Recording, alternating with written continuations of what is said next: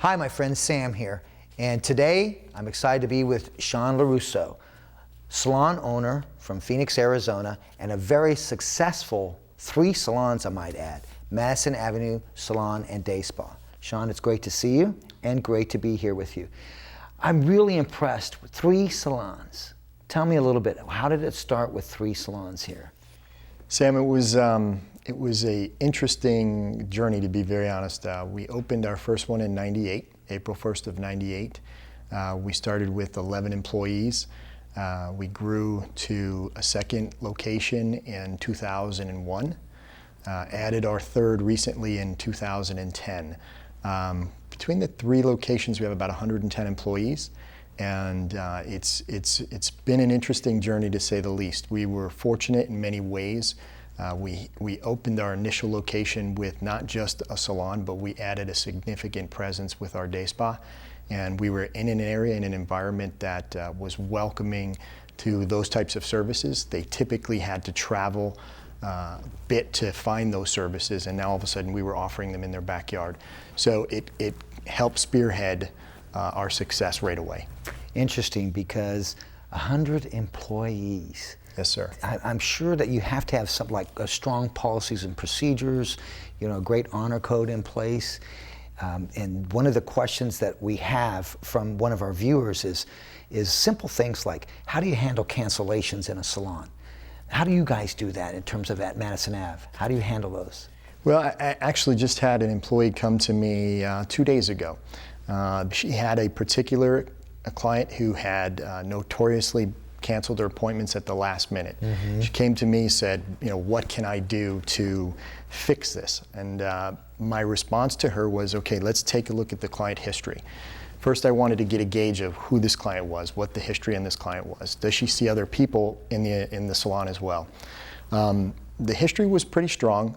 She didn't do a lot of cross services, so it was really focused in the salon side of our business. The next piece that I wanted to understand is how often it was taking place.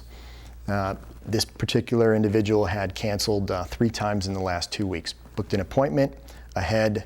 We had about a block of 2 hours booked out for this particular service. And in turn, 10 minutes after the service was supposed to start, the client calls in and says she can't make it. So, of course, I've got a very frustrated stylist, one that was not pretty happy with losing 2 hours of her time. So I said, what if we, instead of going to the particular individual and eliminating her from our place of business, which most people would do. Yeah, I said, we've tried this in the past and this has worked.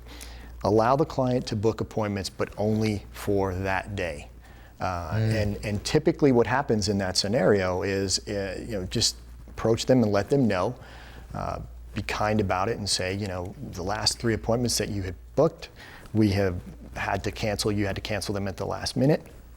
And unfortunately, when that happens, it's impossible for me to, book somebody in that time.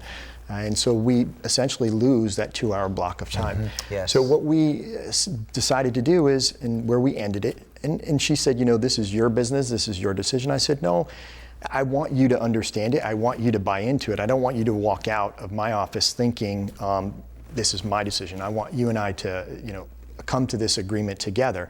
You and the stylist, that correct. particular stylist. I said, let's try this. Let's see if it works.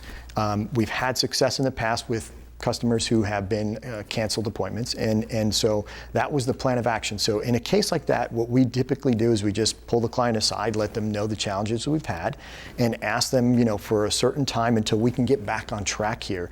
Let's just allow you to book appointments, but for that day. So you can call in, you need your hair done, call in that day. If we have an opening, we'll be more than happy to take you. Interesting, because I love that approach because it's really a human touch. Yeah. Most salons, 24-hour cancellation notice. Mm-hmm. If they don't, or there's a no-show, there's a charge. Correct. I love the way you handle that in terms of cancellation. What about no-shows? No-shows, what we typically do is we would have our front desk staff call that client, let them know, try to get them back into the appointment at a future date. Mm-hmm. Listen, we spend a tremendous amount of money bringing in the customer. The trick to this whole scenario is to hold on to the customer. And so we have to do everything in our power to hold on to them and treat them that way. And so, we all lead a busy life. We all have challenges, and sometimes if you miss an appointment, it's not the end of the world. Does it hurt our business that day? Yes, but we look to the future.